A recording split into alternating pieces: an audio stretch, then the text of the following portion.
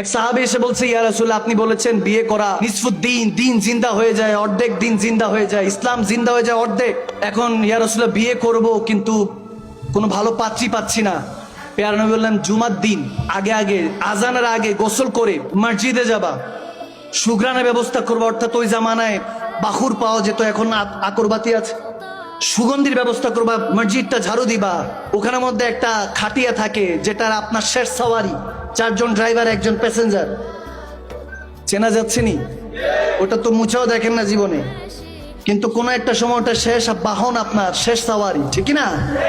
আমার নবী বলতেছেন, মসজিদে জুমার দিন যাবা, দুরূদ শরীফ পড়তে পড়তে মসজিদটা ঝাড়ু দিবা, আগরবাতি লাগাবা, খুশবু ব্যবস্থা করবা, বাখুর দিবা। খুশবুর ব্যবস্থার পর ওই তোমার শেষ খাটিয়াটাকে পরিষ্কার করবা, করার পর দুরূদ শরীফ পড়বা, পড়ে আজানের জন্য অপেক্ষা করবা, আজানের উত্তর নিবা, ইমাম সাহেবের খেতাবাত শুনবা, তারপর নামাজ পড়বা। 2 রাকাত ওই জুমার নামাজ পড়ে রব্বে করিমের কাছে যা চাইবা, আল্লাহ তেমন জীবন সঙ্গী তোমার জন্য ব্যবস্থা করে দিবে।